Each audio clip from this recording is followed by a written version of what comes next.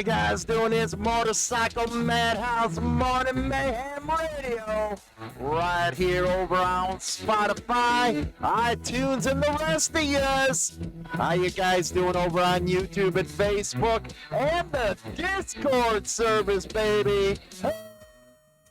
Yeah, that's what I tell you. Anyway, great freaking news. WMMR is up and running. We've been working on this for a long time, let me tell you. Got the licensing all taken care of. You can go over to motorcyclemadhouseradio.com 24/7. She's streaming some of the best rock, hard rock, 80s, you name it, classic rock. It is going on over there.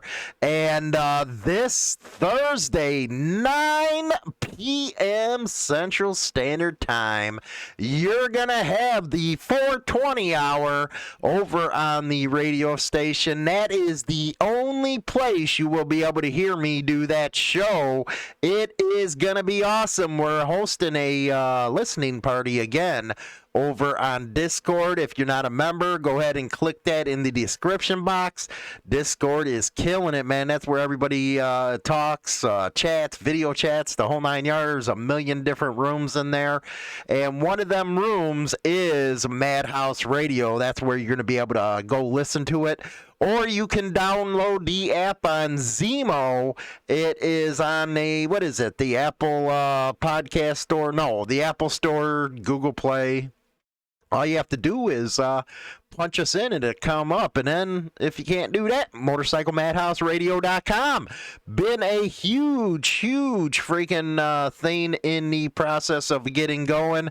So we're finally excited to get it going. We got our call letters, which is WMMR. Yeah, I guess you can know what that stands for, don't you? Motorcycle Madhouse Radio. We are really bumping it up, man. Let me tell you, 2021 is going to be a good year, especially if frickin' COVID would go away. That way we can cover some rallies right there live on the radio station, give you some live videos over on YouTube and stuff. So good stuff. If you like to donate to the show, boy, we're going to need it now. You can do so with Super Chat. Let's see here. Cash App at $Motorcycle Madhouse. That would be awesome. Or become a member of the Throttle Club. And I would like to welcome some new members, Michelle Shannon and Carlotta Hartman. My fault, man. Not too good with the English today. Not Hollywood. Episode 482, we're going to be discussing some very serious business here. The first one has to do with a mother losing her child. This one really hurt. We actually covered this on an episode of Hollywood and China Doll, where a mother and a father lost their baby to a POS molester. And, it was 2 years old, I believe, man. And you already know how I feel like that, go medieval on them. But anyway, because of a kink in the law, instead of serving out 40 years, he is now getting out after just 20. Murdered this little baby, raped. Oh, that's what I have to say right there. Anyway, to put salt in the wound and stuff, he's supposed to get out on the anniversary of when he killed the baby. Beautiful, right? We're also going to go and talk about some of these truth in sentencing laws, as well as get into some biker news later on in the program. Again, for all you schmucks out there who complain, well, I thought you were talking about this in the title of this. It's a radio program, dum-dums. It's a radio program. What the hell? You see me here. I'm sitting in the studio, mic in front of me. It's like, man, do you guys freaking have brains? Come on. Did you, get brains eaten out by a zombie or something? Brains! Come on. A little freaking non-ignorance would do here. Yes, we're on YouTube, but you're actually watching me. do the radio show for the podcasting platforms and stuff. So let's get into this business here. Sad state of affairs, man. Really sad state of affairs. They're telling her outrage, what she calls a kick in the gut. Her young daughter was murdered nearly a quarter century ago. Now the man who pleaded guilty to the crime will get out of prison after serving only half his sentence, all due to a loophole in the law. He will be released on the anniversary of the girl's death. NBC5's Regina Waldrop has the story. On February 25th, convicted murderer Casey Williams is set to walk out of the Dixon Correctional Center a free man. The news, like a kick in the gut, says Margaret Greta Morgan. It brings back all the memories. Morgan's Williams' ex-girlfriend. In 1990, he was arrested and charged with sexually assaulting and killing her 20-month-old daughter, Courtney. Something I relive every single day. His release date, February 25th, the anniversary of Courtney's death. We're talking about a child that has no way to protect herself, and he's able to do that. But they're, taking him and putting him right back out into society. Williams was sentenced to 48 years in prison, but required to only complete half his sentence. His case is a small anomaly. The issue, says attorney Sarah Toney, comes down to a problem in the late 90s with the truth in sentencing law. He fell in this very small number of people who were sentenced under an old sentencing statute that was enacted in 1995. And then in 1999, the Supreme Court said, that statute is unconstitutional. He, along with about 650 other people who were convicted of murder, got their sentences essentially knocked down to only having to serve 50%. Williams' impending release also has many Elgin residents upset, asking why on social media. This case took 9 years to get through the system, and it's not something that you get over overnight. The Illinois Department of Corrections says when Casey Williams is released, he will have to register as a sex offender. In Elgin, I'm Regina Waldrop, NBC5 News. All right, thanks. Does that really matter that he has to register as a sex offender after what he did to that baby? Are you really, you're kidding me, right? He is a sick puppy. A sick puppy. The only thing that would bring some justice would be for the parents to go medieval on their asses. That's what I say. Tear out his intestines, let him watch it, the whole 9 yards, put him back in, wake him back up. You know how it goes. Sick puppy. This is outrageous. There is a petition online. Justice for Courtney. I'll put it in the description box of the show notes. Please go over there and sign that petition. They're trying to get it where they're going to hold the guy on a mental evaluation or something. But as of now, the dude will be walking out of the joint. Now, I know they were talking about doing a little protest at the institution. It's Dixon Correctional Center. Yeah, it's a medium security. A lot of PC freaking sex offenders go there. They put them all together because, you know what, if they put them in Stateville or Menard or something like that, they wouldn't last too damn long. So, that's how they separate them now. They don't let them do their time. He's a murderer. He's a baby murderer is exactly what he is. He don't deserve mercy. He did not give that baby no mercy. He does not deserve any. None whatsoever. This is outrageous how this could happen. We'll be taking a look at this supposed truth in sentencing and how it's bad for people. That according to the ACLU. Yes, the ACLU actually condones something like that, if you ask me, because they're speaking out against it. This guy, if you ask me, why the hell didn't he get life in prison for something like this? This is abhorrent. And an abhorrent crime. These damn pedophiles, they truly get off on the power of what they're doing. That's the only other way I can explain it. Why would you want to do that to a child? Why? Somebody, can you give me a reason why? I don't understand it whatsoever. All I can think of is maybe they were picked on when they were kids in school, or, you know, the famous thing, bullying. Bullying's a big damn word nowadays. So they decided when they got in their adulthood that they can use that supposed pain of what they went through and do something like this. You know, kids are the most purest things on the face of the planet. I truly believe that. They're pure. They're pure-hearted until people like this touch them or they see the horrors of life. Now, I get it. Kids got to grow up. They got to know the world. They got to know how the world is.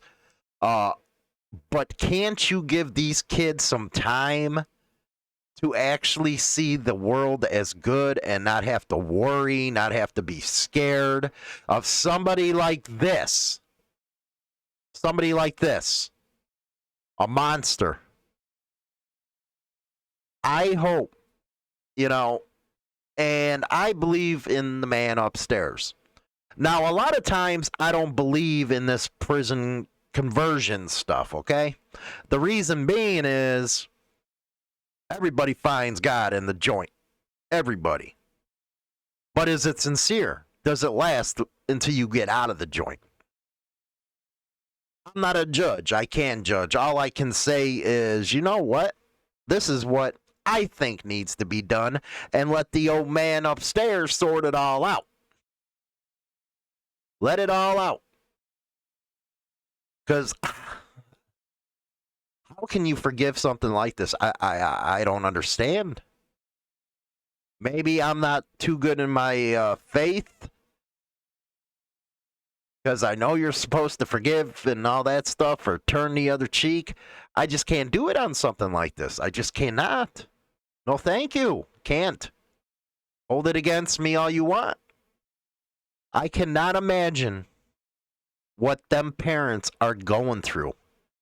Not only it took 9 years to get through the damn court system, but the sentencing and letting this prick out on the anniversary of what he did? How is that even fair? You schmucks couldn't hold this guy another week, 2, or month. In reality, he should be held for his entire sentence. But anyway, you guys are going to let him out on the anniversary of the crime he committed. He tortured a baby. A baby. But I guess all you ACLU schlucks out there, and the ones going around crying about how sentencing occurs, or if this color or that color, they're all behind bars. They shouldn't get that punishment. I don't know what to tell you. That's not how I feel. That's not how a lot of other people feel. It's actually disgusting that you would defend somebody's actions like this. Because the Supreme Court and them freaking morons, every time they turn around, they screw up every damn thing. You know, you get sick of them as well. But truth and sentencing laws were ruled unconstitutional, so a prick like this gets free. Gets free. How is it that people like this are able to ruin kids' lives who, you know what? Kids' lives from when they're babies, and they got to go through adulthood like that. Always remembering it. PTSD from the damn start. How is that even fair? It's like you bow to this side or that side, and nothing ever meets in the middle, you know? But truth and sentencing laws. let's go to what the ACU of Illinois has to say. Now, they frame this argument here. It flabbergasts me. It leaves me speechless at how they do it. The sad truth about truth in sentencing laws in Illinois. This was actually released last year, 2 months ago. I guess it's a big problem, huh? All them child molesters getting out early, or, my God. Since the 70s, the steep increase in Illinois' incarceration population has been driven primarily not by any rise in crime, but by the drastic escalation in the length of sentences imposed by elected officials. Let's stop there. We elect them. They're doing the people's work. As a result, more people spend more of their lives incarcerated than any point in our state's history. You know what? You go back to the founding of this country and you ask yourselves, would they have put up with something like this? No, they wouldn't have. Because what would have happened was, in a case like this, he would have had his court date, his trial, his guilty verdict, and 2 or 3 days later, he would have been hanging by the gallows. Today's excessively long prison stays are the result of punitive sentencing laws enacted over the past several decades in Springfield. Year after year, Illinois' huge investments in the prison system, more than $1.5 billion annually, are misspent warehousing people in harmful conditions for needlessly long periods of time. So, let's go back to this case. You're telling me that you feel a person like this doesn't need to be locked up for as long as he was sentenced to. Two things here. He murdered that baby, and he raped that baby. And you think 20 years is good? Needlessly, huh? If anybody is so needy then of a good punishment, it's this dude. At the same time, tens of thousands of Illinois residents are required by law to live under surveillance by corrections agents 4 years after the release, resulting in far too many people being sent back to prison. It's supposed to be a consolation prize that this guy's being put on a sex offenders list. That's the constellation prize. My hopes is he's been in prison so damn long, so he probably doesn't know how to drive, and it's nice and cold and icy and slick. Maybe he'll get into a ditch or something. I don't know, allegedly. Previously, people sentenced to prison in Illinois could earn sentence credit for good behavior and participation in programs. Most people were even eligible to reduce their sentence by as much as 50%, which allowed them in return to their families or back to work quicker. Who are you kidding? Once you get a felony on you, you'd hardly get any work except at McDonald's or Burger King. So, their sentence as much as 50%. Well, that's what happened in this case. 50%. But in 98, the Illinois General Assembly passed a law that severely restricted the amount of sentence credit that people convicted of certain crimes were allowed to earn and prohibited people convicted of murder from receiving any sentence credit at all. At the time, many legislators believed that judges would counterbalance the new laws by adjusting sentences downward, and therefore, the length of prison stays would not increase dramatically. That simply did not happen. In fact, there was only a small decline in the sentences imposed by the courts, which was far outstripped by the new law's requirement that people serve a greater percentage of their sentences. You see how the ACLU loves framing it from that point of view, but they'll never, ever give you the other side of the argument. Never, ever. They're not going to go out there and tell the public that this guy getting out after only 20 years raped and murdered a baby. Because it don't fit their way of doing things. They're not going to frame it like that. It hurts their cause. Illinois' move towards so-called truth in sentencing. You like how they say that? So-called truth in sentencing. And similar laws was grounded in a mistaken belief that locking up people for longer periods of time would make communities safer. Interesting. Are they going to be any safer with this schmuck on the street after what he did? I wonder. Just because you put him on a sex offender list, does that mean he will not do it to another person, another baby? See, I'm a big believer that once it starts, there's no stopping these people. It's going to happen again, and it's going to be the fault of organizations like the ACLU and all those other tree-hugging people that it happened. But to them, it's just a statistic. It's not a real person. It's not a real family that has to go through stuff like this. And then they cry about overly long sentences isolate individuals from their families and leave them unprepared to successfully reintegrate into their communities. Do you really think that this guy's going to successfully reintegrate to their communities? No.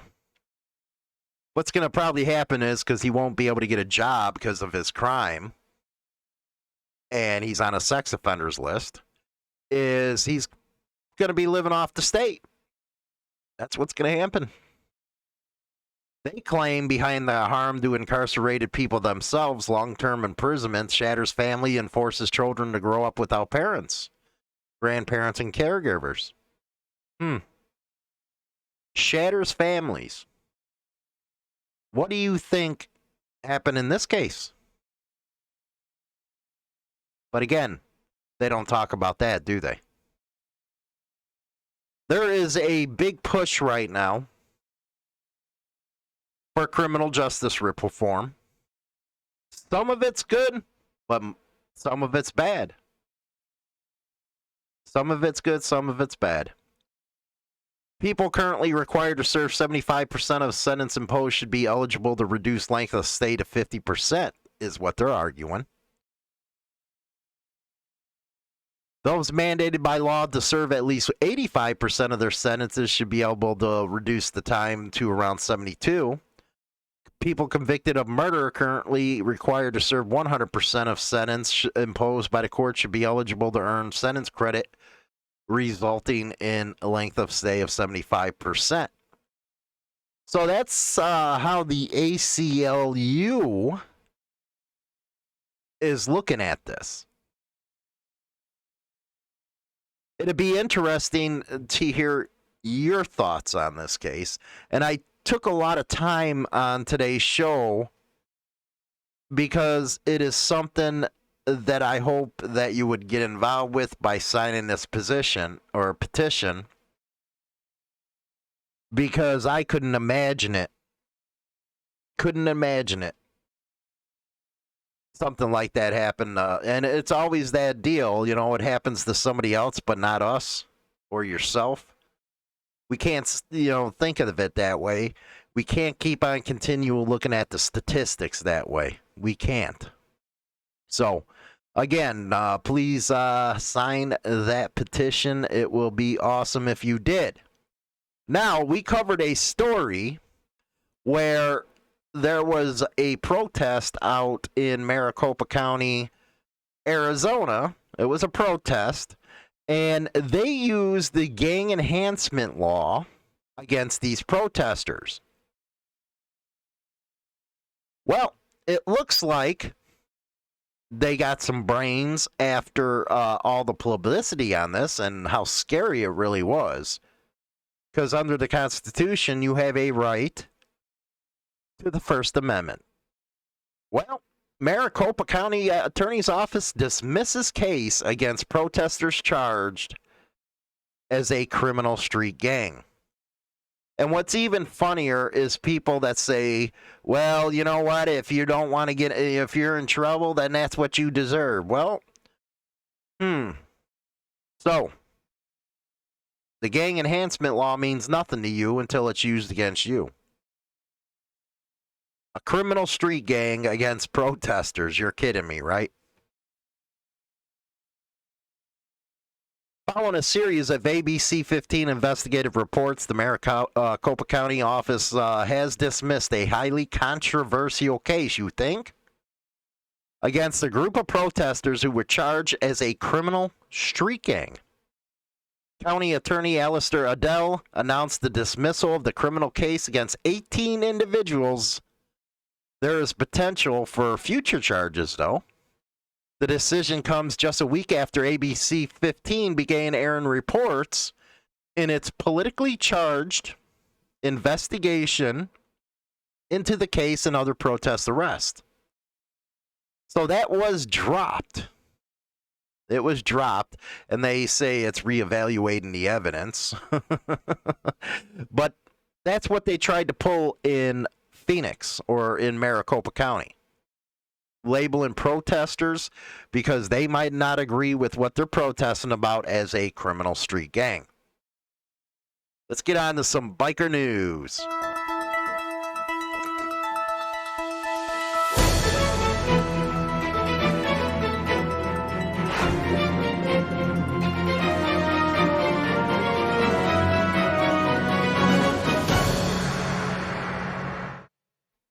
Okay, let's go to the Sudbury Star.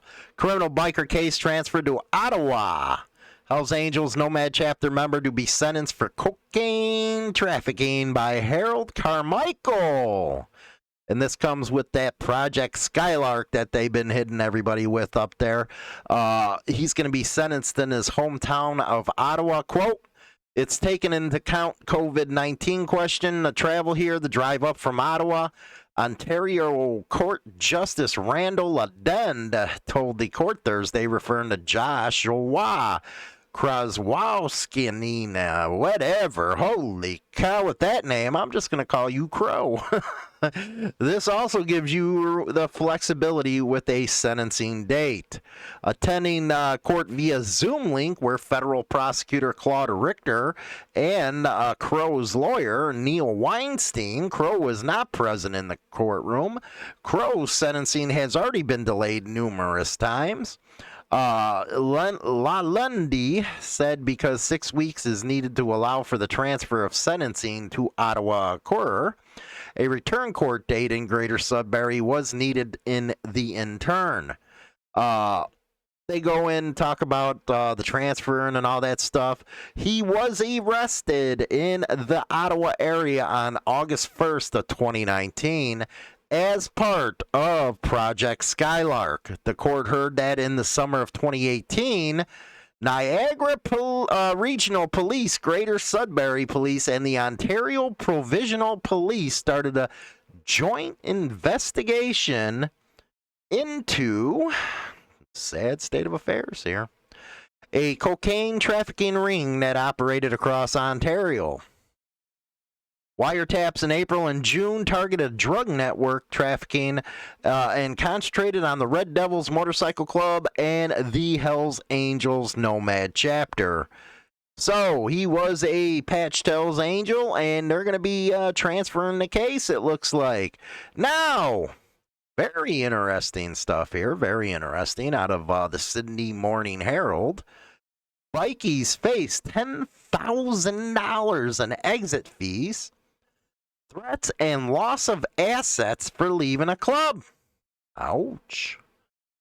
Bikies who walk away from outlaw motorcycle gangs can face large financial losses, intimidation, and violence as a result of abandoning their commitment to a club.